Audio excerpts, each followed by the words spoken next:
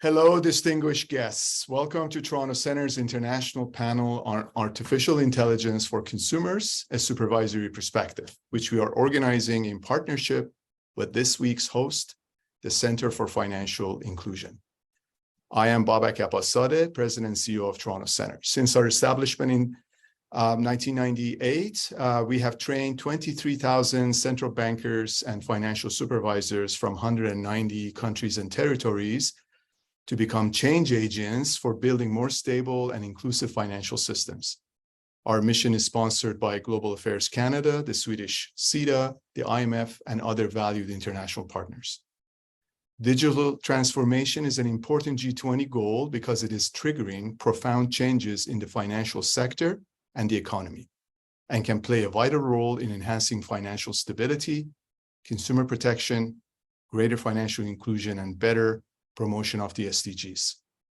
Artificial intelligence brings significant benefits to the financial sector of emerging markets and developing economies, such as enhancing access to credit and insurance, identifying customers, and detecting and preventing fraud and cybersecurity threats. However, there is no free lunch, and risks are lurking just around the corner. To help us better understand the complex issues around data protection, compliance, and ethical considerations, we have assembled a star panel to share their insights. They are our friend Sophie Certain, CEO, CGAP at the World Bank, Mariela Zaldivar, Deputy Superintendent of Market Conduct and Financial Inclusion, the Peruvian Superintendency of Banking, Insurance, and Pension Funds. We're also very happy to host Miguel Diaz, head of the Toronto Innovation Hub Center of BIS. We're also very fortunate that our board member, Jennifer Elliott, advisor at Monetary and Capital Markets of IMF, is moderating this important conversation. In fact, Jennifer moderated another conversation for us in Ottawa on building climate resiliency through financial reforms literally 2 days ago. So she's very versatile. You're in great hands. You've seen the bios of the speakers and the moderator. Now, without further ado, Jennifer, let me hand it back to you, and everyone enjoy the program. Thank you. Thanks a lot, Babak. It's great to be here in Financial Inclusion Week. I think we have, though, the best topic in financial inclusion, because we are living in a moment of incredible change and opportunity. When you think back to all of us and how we use financial services and how much digitalization has transformed that. But then, of course, last November, out came something called ChatGPT, which changed everything for all of us in our understanding of artificial intelligence, and generative AI, which I understand to be AI that can learn quickly from itself. Which has really changed the game. I was telling our panelists that I asked ChatGPT to do a rundown of the risks and opportunities of financial inclusion for us, and it did a pretty good job, but I think we still have a ways to go with ChatGPT because we still need this panel's insights on the topic. So we're gonna go first to Sophie. Sophie, let's think about sort of the potential of data-driven innovation to help with financial inclusion. Seems like there's a lot of opportunity. Maybe you can help us think that through. Thanks a lot, Jennifer, and thank you for having me. It's a pleasure to be here. So yes, we at CGAP really actually believe that data-driven innovations, whether they're powered by AI or otherwise, will really drive the further progress we're going to see in the next few years in terms of financial inclusion. And that is because we've analyzed that as many as 73% of people living on less than $5.5 a day, which is the poverty line, are digitally included, which means that they generate data trails. That's 1.8 billion poor people. But only 67% of them, 2/3, have a bank account, which means, for instance, that if we were to leverage their data trails through simplified KYC, for instance, analysis, we could reduce the financial exclusion gap by as much as 40% from 1.4 billion people without even an account to 800 million, which is still a lot. Progress could even be bigger in terms of other financial products, because only 32% of people who are digitally included do digital payments, only 25% save, and only 12% borrow. So there's a huge potential. Now, is it feasible in practice? And the answer is clearly yes.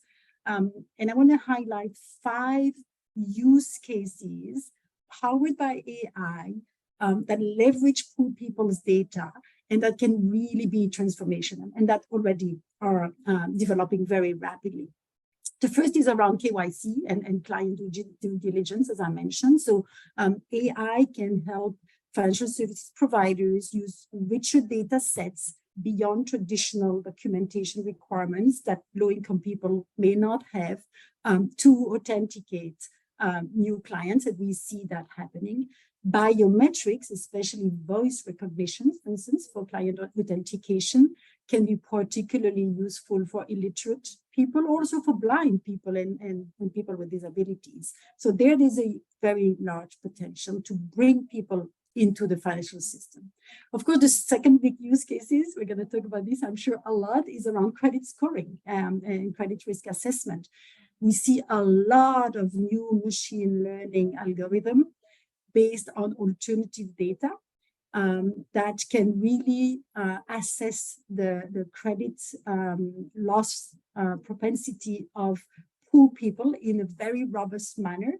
We've conducted research that shows that you can use alternative data and create an algorithm that would be as robust in terms of credit loss prediction as with traditional credit history data.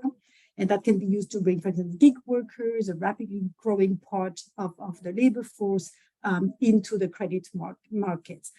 And it's already flourishing everywhere. So this is maybe not new, but the frontier hasn't been reached yet.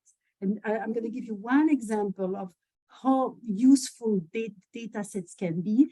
There's a small fintech in Africa called Mini Totos that is using mothers' daycare payments as a proxy for income, because if you spend money on daycare, that means you earn at least as much, right? To provide them with credit. So this is how the frontier is constantly moving and can really bring more people into the financial markets. Now, the third area of use cases that's really important is, of course, on the personalization of products. That's typically been a problem for financial inclusion because of the marginal cost being very high of developing products for low-income people. But the AI enables the segmentation, the analysis of data in a very powerful manner at low cost, and then can lead to the tailoring or the cross-selling of more products to clients. Customized interfaces, that, for instance, use conversational language, chatbots with user-friendly interfaces. All of this really helps with low-income people. Of course, fraud prevention, detection, and customer care is the fourth use case that we see that is really important, because our data at CGAP shows that poor people, and especially women, who are more likely to be financially excluded than men, really care about their data protection. And trust in financial sectors is often an obstacle to financial inclusion. But AI can facilitate the analysis of fraud data. It can increase the unit economics of identifying low-value payments fraud. It can also help better analyze complaints for customers, etc. So it can really have a role there. It can also power fraud itself. We can talk about that later, but it can also help prevent and identify fraud, including for low payments. And then the last, of course, is operational efficiency. One of the key obstacles to financial inclusion has often been simply the cost of acquiring a client. We've talked about that, but also of managing low transaction accounts, and process automation, process acceleration can be powered by AI and significantly decrease the cost of acquiring or managing accounts from low-income individuals. So AI addresses a lot of the key obstacles to financial inclusion: information asymmetry, cost, product customization, and trust. I'll stop there.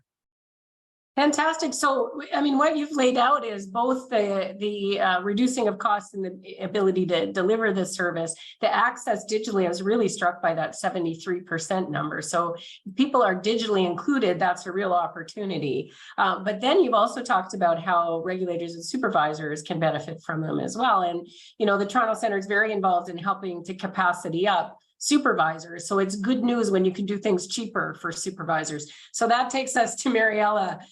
So Mariela in Peru has been a real champion of financial inclusion and made huge strides. So as the digital age has picked up, as digitalization has really impacted financial services, what are the highlights for you in terms of financial inclusion and financial literacy, but also some of the consumer protection issues that Sophie spoke to, and some of those balancing act that you do as a regulator? Okay. Thank you very much. Good morning, everybody. I mean, currently with this new digital environment, I think financial inclusion, financial consumer protection, financial education, and even financial stability, everything is related. And probably currently more related than ever. So we have to focus on all these issues and try to understand how one could affect the other. Now, we also have to understand that technological innovation, transforming the financial business model, improving the value of financial products, and also give an opportunity to small markets to increase competition, because currently could access to the market new players, new small players, and it could help the market. Actually, in the case of Peru, for example, the number of or the percentage of people that could access to a saving account is almost 60%. That could be not a big number, but if we see 3 years ago, it was around 40. So it just grew up very fast, and I can say it was also because of this technological innovation. No, however, there are also some risk involved, of course, with this innovation. From one side, on demand side, there is an important issue related to the lack of financial education. Actually, in Peru, 43% of adults couldn't are below the minimum level of financial education. They cannot just manage financial services, and worse in a digital environment, and is really bad. And if we see how many people could have or take a good opportunity to access to financial services, is around 13%. So there is an important challenge there. There are also some frauds, financial frauds that appear in the market, phishing, smishing, all these issues. And of course, there are also new related to these small financial suppliers. There are many new digital platforms that offer informal credits. And it's very complicated just to supervise all these markets. No, there are many, they appear every day, and as one you just try to close some of them, appear more. So it's very, very complicated. But I cannot say that everything just is focused because of the market or because of the people. It's just there are some important issues related to financial institutions also. No, there are, in this digital environment, there are some inadequate business practices. There are lack of transparency that could influence users' behaviors. They intensify cognitive biases and promote impulsive buying. No, there are some negative effects with that, and there also, we could see also some kind of barriers for people to access to some recourse mechanism. So at the end, what we see in the market is that 26% of financial complaints are related to non-recognized operations. And 3 years ago, it was around 16%. So also these things are changing, and we can to understand that financial sector are based on trust.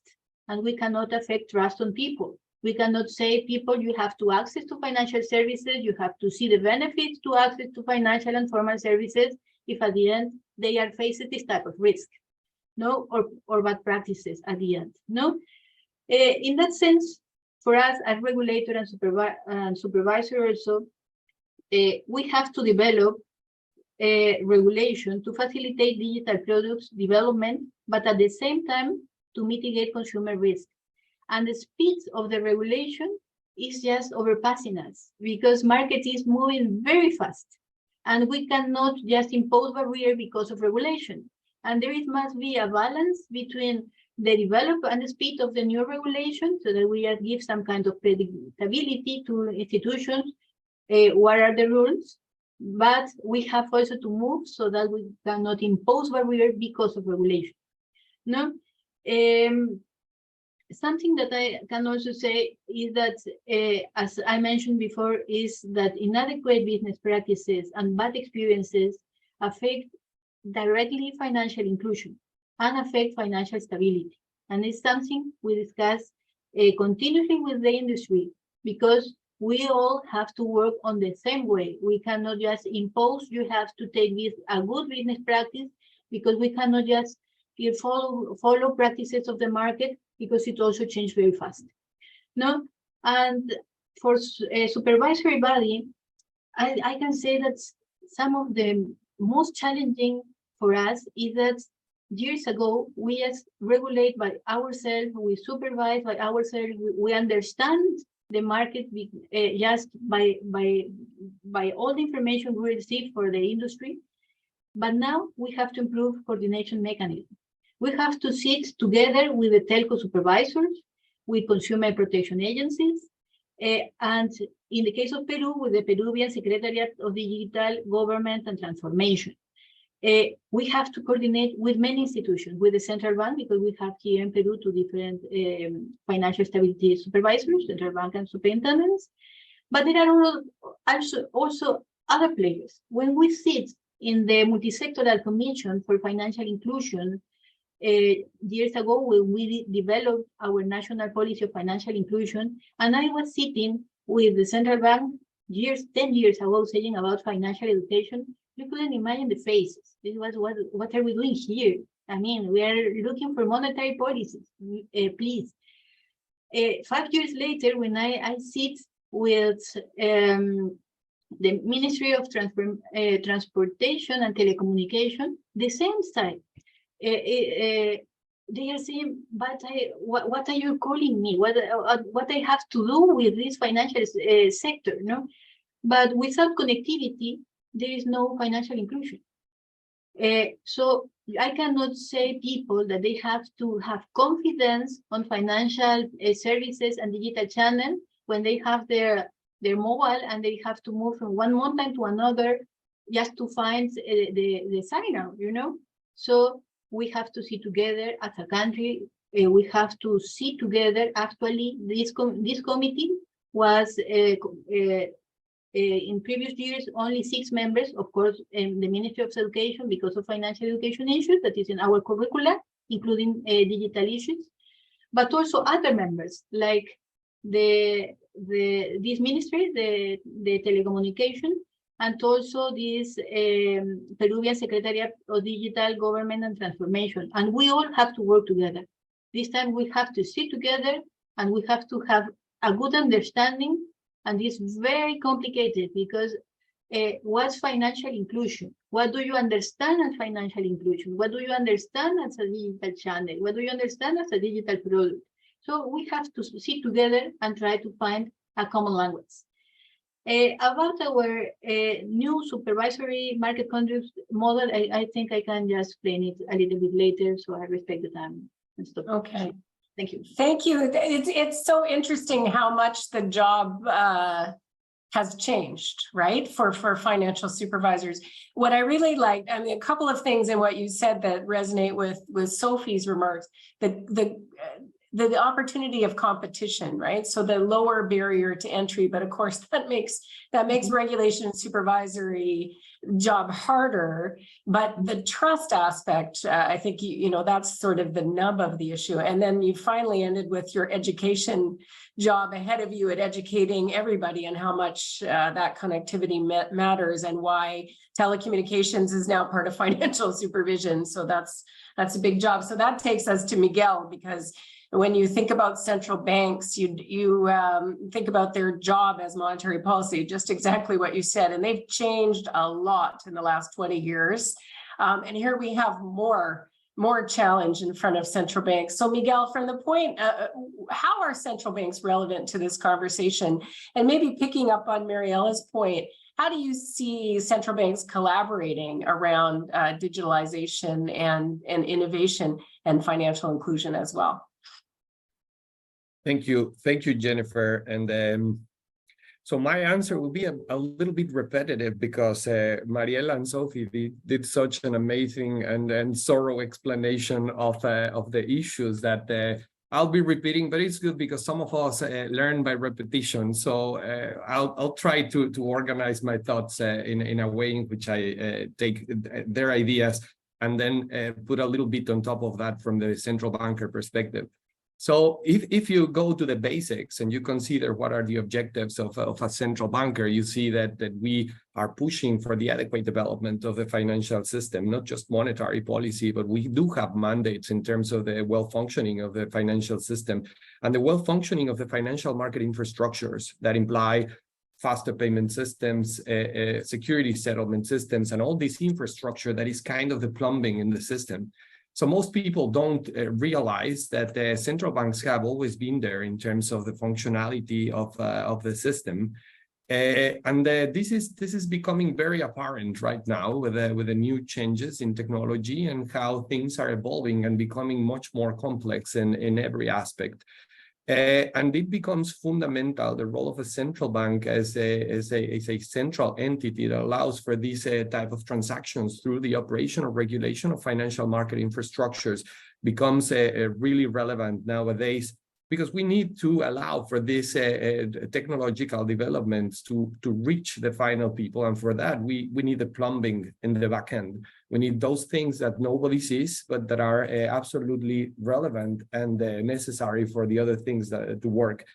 Now, the exponential evolution of technology that we're living through has very significant implications. And so Sophie mentioned about the giant databases that now we're dealing with, and Mariela mentioned about the new entities that are joining. So there is not just more entities, but new types of entities that are joining the game with different structures. And taking back this complexity on the technology side, what is happening is that what in the past could be done by one financial institution, say a bank, you could have a payment that fully occurred within this bank. And nowadays, what you see is that a payment can be done by 7 or 8 institutions, each one of them doing a little piece of that payment.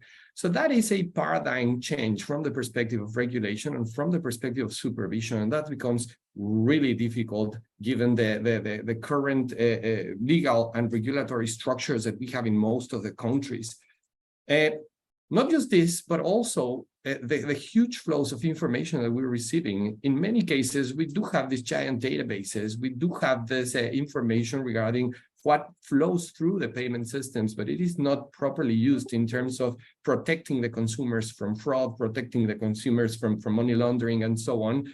And there is a lot of investments that are going on in terms of starting to use that information and starting to provide these services from a centralized perspective, as the name of our institution says, central banks. And we have this trust that you actually mentioned very, I think, effectively. Trust is of the essence, and central banks do have the trust of the community in order to provide these services that are better provided when you see it from a systemic perspective as opposed to the individual institution perspective. There are several challenges.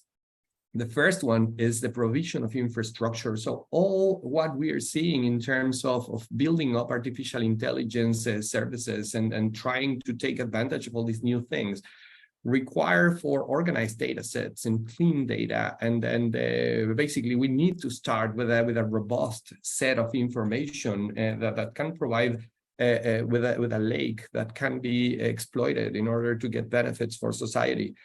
And this implies the creation of new infrastructures. In the back end, again, we need to create infrastructure for information gathering to organize, receive, and properly put the information in a way that can be fed to these new systems that are making new assessments on the information contained on the data. But we also need some infrastructure that allows us to do operational activities. So think about the future, think about the Internet of Things and even AI initiating payments, and think about the demand that this will generate for the payment systems, for the financial market infrastructures. When we see that, that becomes really overwhelming. And we really need to come up with new financial market infrastructures that can take this challenge forward. That's on one side, provision of infrastructure. The other one is the regulatory frameworks and the supervisory frameworks that need to change. Because in the past, what we had was this vertical perspective on how to regulate and supervise entities within the financial sector. So we saw the bank, right? But with these new changes in technology that I just described, and thinking about all the tertiarization that you have within the provision of these payments, we now need to see also a transversal perspective. So think about cloud service providers, think about third-party providers that are actually serving most of our financial institutions, and they represent a very significant and potentially very destabilizing unique points of failure. So we need to start switching our minds in terms of moving from a vertical perspective of regulating and supervising to a matrix form way of regulating and supervising, in which still we need to have the vertical perspective, but we also require transversal perspectives to identify these potential points of failures that could lead to destabilization. Important in this environment is that this is so complex that no one institution can do it all by itself. So it is quite relevant, going back to your question, Jennifer. It is quite important to actually join and generate collaborative efforts from the perspective of authorities. And this is not just among central banks and different jurisdictions, but among the different authorities within a jurisdiction, the supervisors, the regulators, central banks, etc. So everyone that shares the objective of having a well-functioning financial ecosystem. And to give an example of how we are pushing this forward from the central bank perspective, you can see myriads of projects that are being put forward by the different individual central banks. But the Bank for International Settlements generated this innovation hub idea, in which we basically try to get or to gather, produce, and join community from the central bank perspective, so that we can produce digital public goods in the form of infrastructure that might be available for different jurisdictions, regardless of the size. So it is quite important. The complexity, the costs are increasing very significantly in terms of providing this infrastructure, which is the basis to take advantage of the other benefits that are coming out in the market, the artificial intelligence, the new financial services from fintechs and so on. And from the Innovation Hub, we're trying to produce these public goods that can be replicated, because that's the beauty of the digital economy. Things can be replicated and just tropicalized a little. So we're trying to work on the back end that can be used by many different business cases understood here from the perspective of regulators and supervisors. Wow, Miguel, you've only further complicated life for supervisors and central banks with all this complexity. I mean, I don't want to lose sight of the opportunities, because we already started going down the road of risks, right? But there was a lot in what you said. I in particular liked the idea that we have to be, and supervisors and regulators have been forced already to be less siloed, right? But we need to be thinking broader. I also really like the idea, or transversally, I think was your word. And that's a fabulous word, but also thinking about how to make those opportunities cheap. And I like that very much. It resonated with Sophie's opener. So Sophie, let's go to you in that transversal idea. So how, thinking about the risks, because we want this to be safe and we want to maintain trust, and we always want to protect the consumer, because in the end, the most vulnerable are who we're talking about in financial inclusion. So thinking about that, what's the role of the public sector then in safeguarding those risks? Thank you, Jennifer. So first, coming back to the risk, because I want to bring it a bit more to AI. So we've talked so far about risk associated with digital financial services in general. So we've talked about, misuse of data, data leakages, data thefts, fraud, scams, etc. And first, I want to say, indeed, these risks are very serious, accelerating very rapidly, and affecting low-income population least equipped to address them very significantly. For instance, we've done research in Senegal and Côte d'Ivoire that shows that 80% of users of digital financial services say they faced at least one type of fraud, and 40% said they lost money because of that. So first, that's really serious. Now, bringing it to AI, what AI does, I think, are two things. One, it can accelerate scams and frauds, because AI can be used, for instance, to perpetrate fraud at scale, or to target specific types of customers, say over-indebted customers, to sell them the wrong products. But I think what's also very specific to AI is that is very much talked about, nothing new here, but it's the risk of discrimination and basically amplifying historical biases against women, against low-income populations, against non-white populations, etc. But on the other hand, because you always said, let's keep a focus on opportunities, I always want to be balanced. On the other hand, it's not like historically credit underwriting models have been particularly inclusive. There's a lot of people who've been left behind, and there's been a lot of disparities. So AI done poorly can accelerate discrimination. AI done well could maybe help correct these discriminations. So algorithm biases and algorithm inclusiveness is absolutely key to monitor in this equation. So now to your question, how do we do that, and what does that mean for consumer protection? I think I want to put a few thoughts on the table and keep this balance between opportunities and risk. So first, Miguel, you talked about, infrastructure. I would talk about data governance structure. So I think countries really need to put in place data governance frameworks that balance these enabling role and this consumer protection role. So on the one hand, we need data sharing frameworks such as open finance or others that create this competition that everybody talked about, that enables fintech to use data to create new products, etc. We also need data availability. I think Mariela said that very clearly, and Miguel. If we want AI to help bridge the credit divide or the financial inclusion divide, we also need to make sure that we have data on excluded groups and that they can generate data trails. So we need digital inclusion, access to phones, gender disaggregated data, which many countries don't have, public sector databases with poor people's data included in those data sharing frameworks, etc. But then on the other hand, we need very, very, very strong cybersecurity, data security and integrity, data privacy laws and frameworks. And there, I think we need another dimension altogether from how we were doing it before. And I fully agree with what Mariela and Miguel said on the need for collaboration. So we really think we need to create an ecosystem of actors that all help to create a safe and responsible digital financial system, where all of them play a role in monitoring, in managing, and in addressing all sorts of digital risk for consumers. We need new competencies. That's very important because the public sector is continuously lagging behind the private sector. So investing in competencies is critical.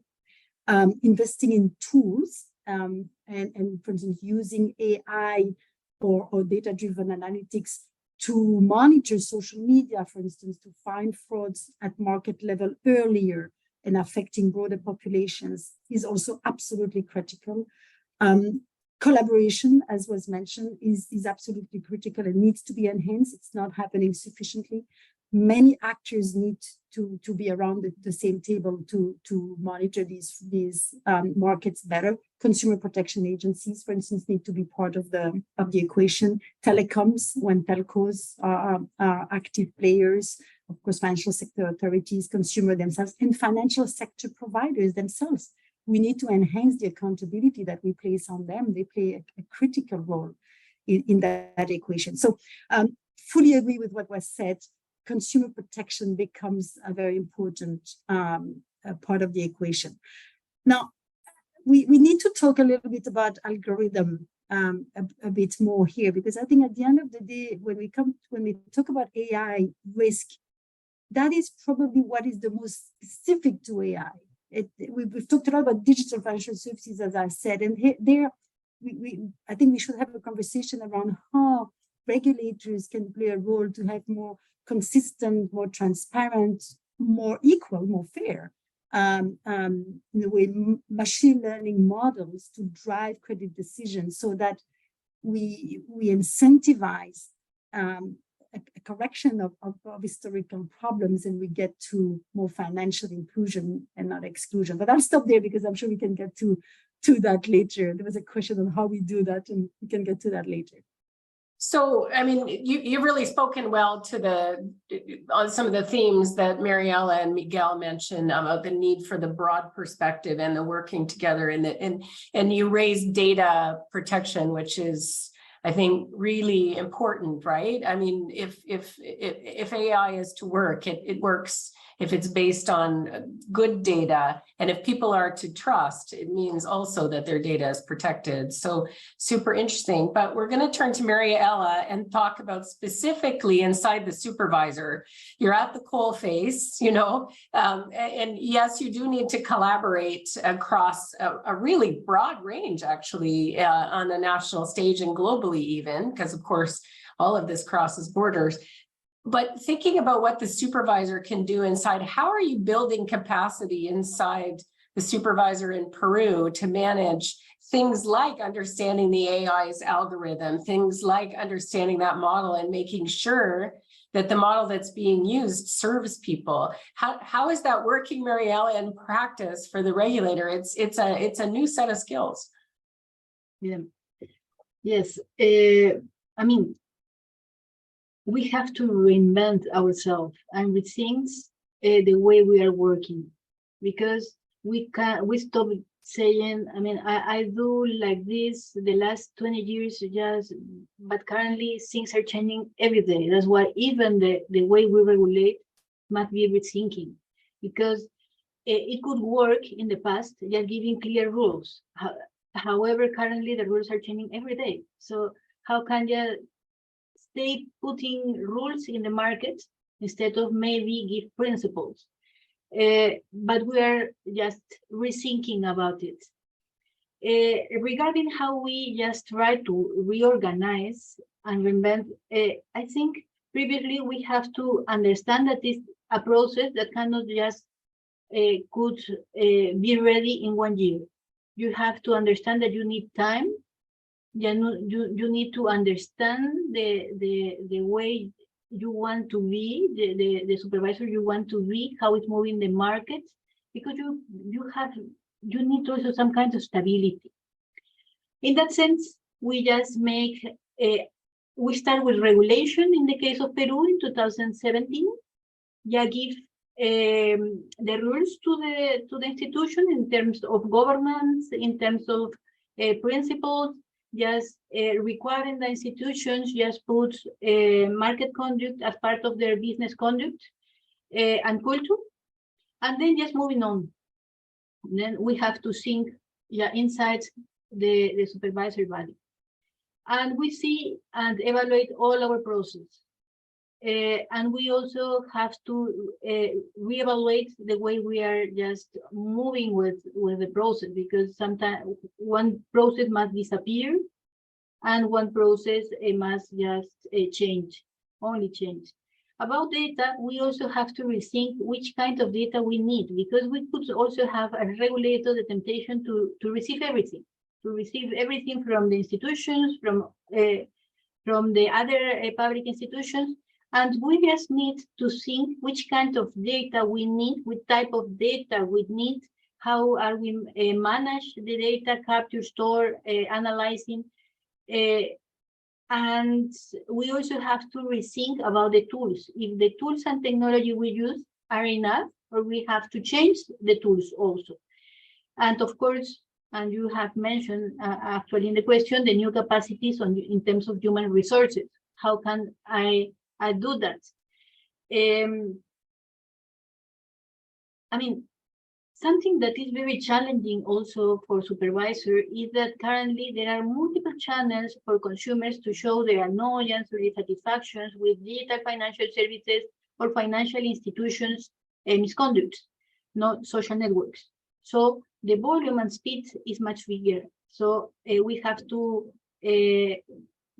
or supervisors require a timely response. And that's why we have to understand which are our process, which are the technology we have, we are the importance, well, about the impact, and we just built a matrix about the tools we have, the technology we have, the procedures we follow, what are the ones that have more impact in the market. So we start working because of that with in 2020 with following social media, because everything appear and move very fast in the market. When something appear and we see at the morning there is only one mention, at night would be a million of mentions, and we have to react very fast on that. That's why we start using this new technology to allow monitor social network using machine learning. We start with that in 2020. But at the same time, in parallel, we also have to restructure the whole unit, because at the beginning we have only one department of supervision inside my deputy. There was also for financial education, and also the ones that receive individual complaints and try to analyze and see what's happening in the market. No, and it's very demanding. This process on this way is very demanding in terms of human resources. So we have to rethink and see, and so where are our painful points. So in the middle of the or in the way we restarted, we create only one department to monitor the whole market through all sources of information, not media, social network, consumer protection agencies, people, inquiries, everything. So they just prepare a report and just inform the two other departments, because there are currently two departments from supervision, market conduct supervision, for applying prevention and corrective measures. No, we also have to duplicate the number of supervisors actually, but not just hire more people, also just moving and reorganizing everything. We just put everything on the table and then just build a puzzle again. No, so I didn't hire more people for that. I just reorganized my team. No, and when I wanted to change the profile, because not everything must be, it's easy just to hire more people, but it has other issues also. So when I wanted to change the profile, when somebody from my team moved, I just replace them with another profile. So I'm hiring people specialized of data scientists instead of having in the past lawyers, for example. So I'm changing the profile of my team. No, and everything. These three departments have a centralized reporting system. No. But I also prepare an action plan, because I cannot do everything just too much free. So in my action plan, I put the regulation I have to change. There are some precision in terms of regulation about product governance, for example, and also transparency continue improving, because everything is changing and the practices that are implying, but the industry is changing also fast. But I put also I plan also in the next couple of years access to tools like API to monitor online complaints, and also machine learning to analyze non-structured data, documents, resolutions, but also complaints. But when I want to see how can I move first to reorganize the way I will capture information for this new tool, I previously changed the norm. Then I just require a basic structure that must be built in institutions. And then periodically reports. I increase the frequency they have to report to superintendents, and then move to the next step. It's not just requiring I want to connect with all the institutions and see what happens. You know, you have to have a clear plan what to do and how to do it. No, and also we plan to web scraping a tool to capture information from web pages. No, CTARIF, because I cannot follow just currently when I need to follow something. All supervisors have to go to web pages and see what's there. So it's very inefficient. So I have to increase that. But when I because I'm ranking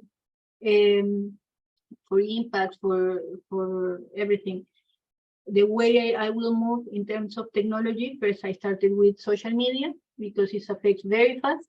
Then I moved to complaints. Then I moved to web scraping. So it's more or less how we are organizing. And I can say that we start everything in 2017 and we plan to change.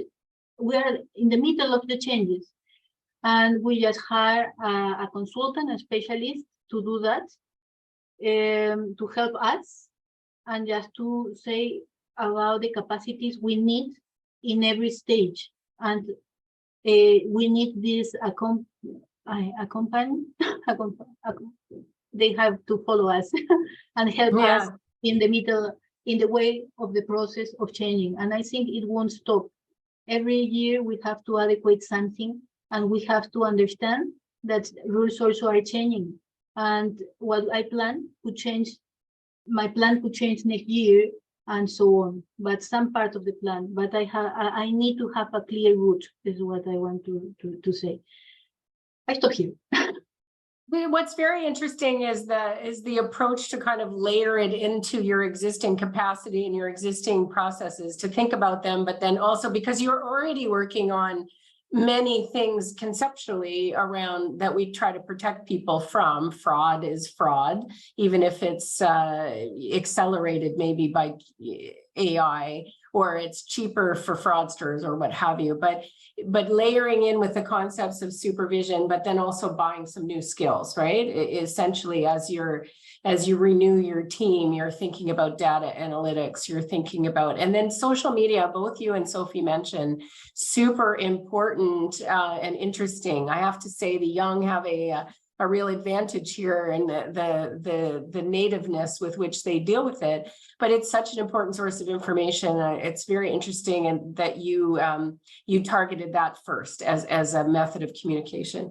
So let's dive into the models a little bit with you, Miguel. And I know the Innovation Hub thinks about this sort of thing quite a bit, but AI models are at the heart of it, right? So the access to data, but also the model. So how do you think about AI models and what we need to be concerned about in terms of consumer protection? And I just wanted to maybe add the question that's in the chat about sources of data that are outside of so the ecosystem of data is huge, and they're outside of the purview of central banks and financial regulators as well. So first, maybe thinking about the models themselves and what we have to have a robust use of AI. What do we think about? And then I don't know if, Miguel, you also want to think about the access to data and how we think about that as well. Yeah, so we could have like 2 hours of discussion on this question alone. But I would like to give like a high level view of how we, or how I see AI. Because I do think that this Gen AI, together with the traditional things of machine learning and so on, it really generated a qualitative change, a very deep change. And so some people think that this is about routine tasks and replacing routine tasks, but the creativity of some of these LLMs is just proving so absolutely amazing that it is quite challenging. It produces certain risks and certain perspectives in going into the future that I think are not well understood, even by those that are developing and pushing this frontier forward. So just think about digital twins and think about putting all the elements that you have worked on an LLM, train it, and then try to see how that thing answers your own questions and matching whether it gives some solution similar to what you do. So I think this is very powerful. There are many things that we don't know how they will evolve, and we need to be very, very observant of these things going forward, because this can be very powerful for societies. But then again, I'm sorry to be always looking at the negative side, but you can think about good people trying to use this to increase productivity, but then you can also see the same power being used for a negative objective, and that's quite dangerous.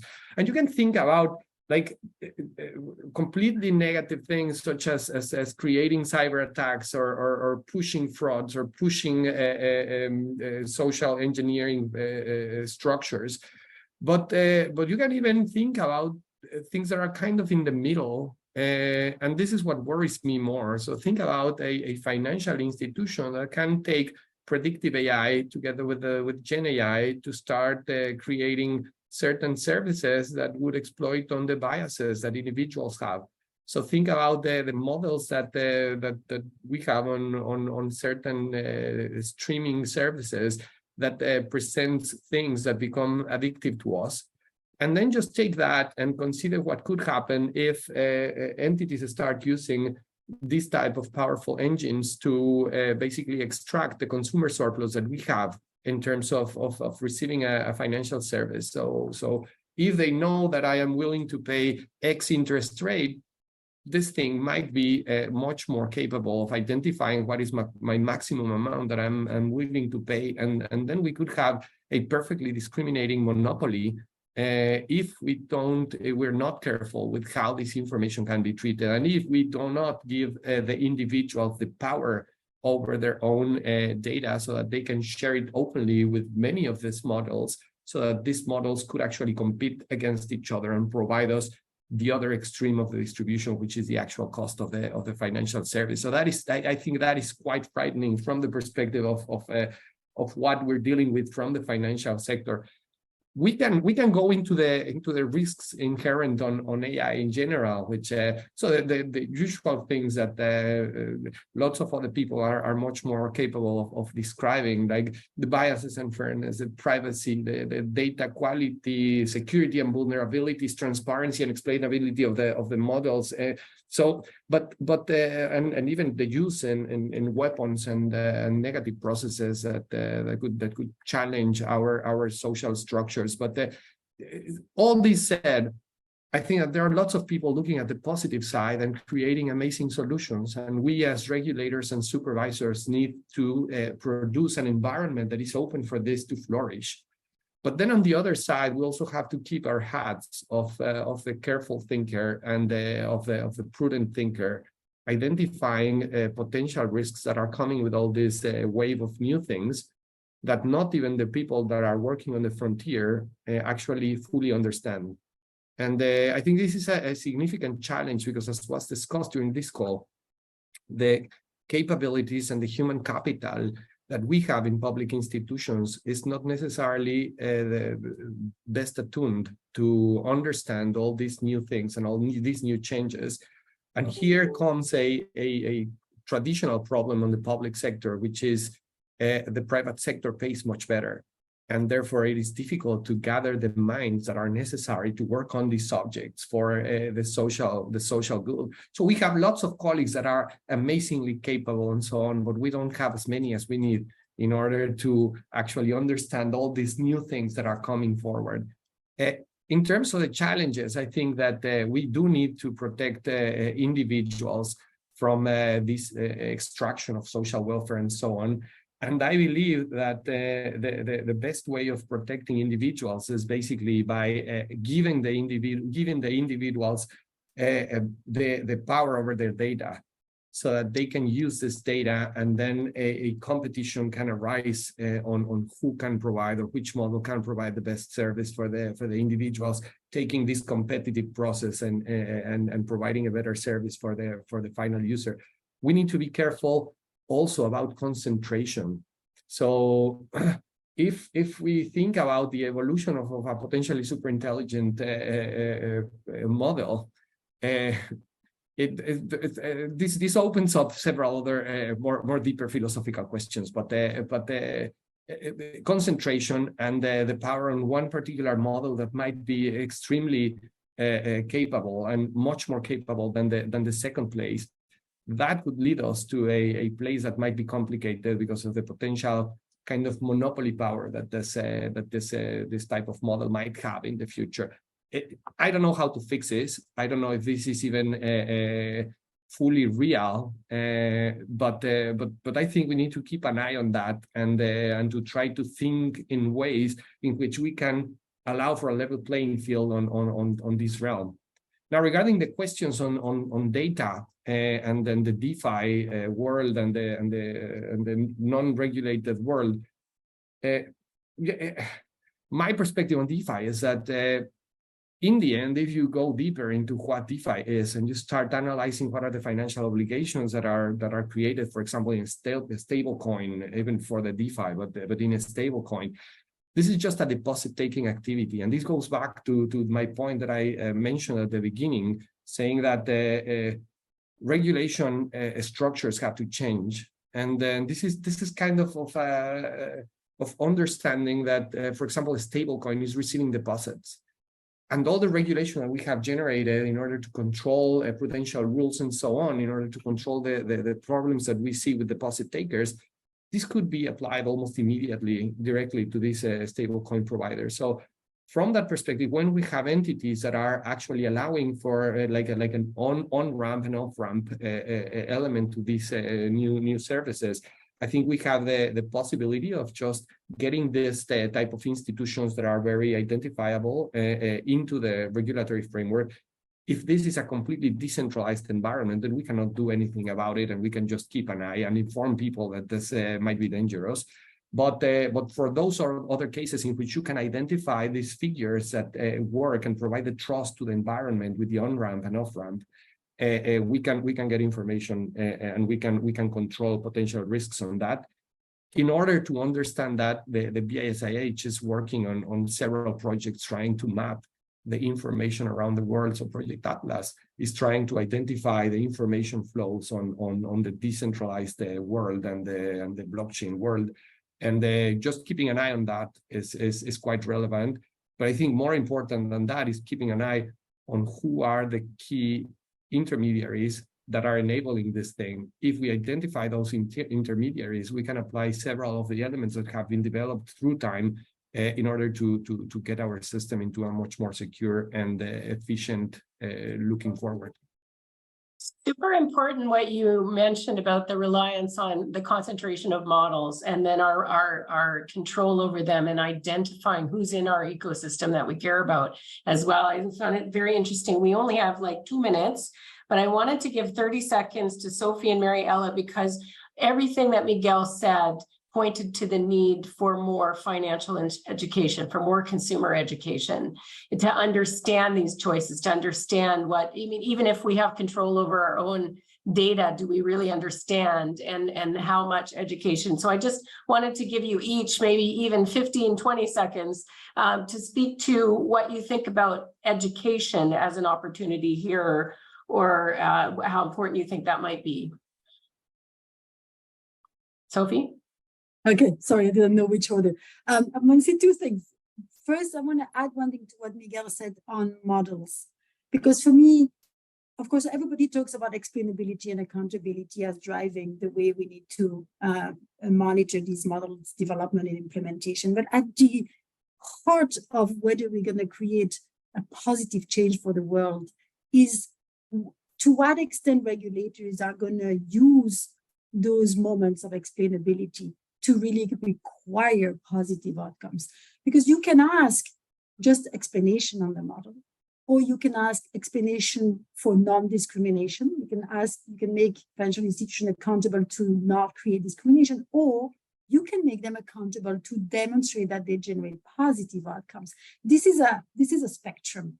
And this is where I think the real question on algorithm is for regulators, because as I said, we have an opportunity to reset lending practices, but that will depend on those policies choices. So we're certainly in favor of really pushing the envelopes towards accountability for positive consumer outcomes. Now, on financial education, of course, it's important, but there is a misunderstanding. I think there's an over-reliance on financial education as the solution. Financial education in school is useful, but it's not a panacea. Financial education at the time of the transaction is much more powerful. So the role of agents, for instance, to guide people as they use digital financial services is fundamental. Or even the use of AI as a source of financial education can be, and it's demonstrated, there is evidence that it can be more powerful. If you have, for instance, a cash management app like Lucrefy in Brazil, that guides people on how to manage their cash flows based on AI, evidence shows that that's more effective than financial education. So, and of course, consumer protection is fundamental too. You need the two sides to work together. I'll stop there. Okay. No, last 10 seconds to Mariella. So Sophie has told me education is not the answer, and she came up with some very specific things for supervisors. Mariella. I mean, I think financial education is important. Is necessarily, and is the first line of defense for every consumer. However, when we developed a demand survey 5 years ago, the first barrier for financial inclusion wasn't financial education, it was the second. It's very important actually. But the first one is the lack of adequate products for people. People don't find a purpose of value in the products they are receiving from financial sector. So I cannot just say to people, they can take a product if it doesn't help them for their needs. So I think there are many things to do in terms of supply side, market conduct, consumer protection issues, but we cannot say that financial education is not necessarily, we have to start at school so that we can not just improve knowledge, but also attitudes and abilities to but I think your bottom line is the same as Sophie's. Huge public sector responsibility here to manage these models, to make it work for consumers, and to preserve the trust that we have.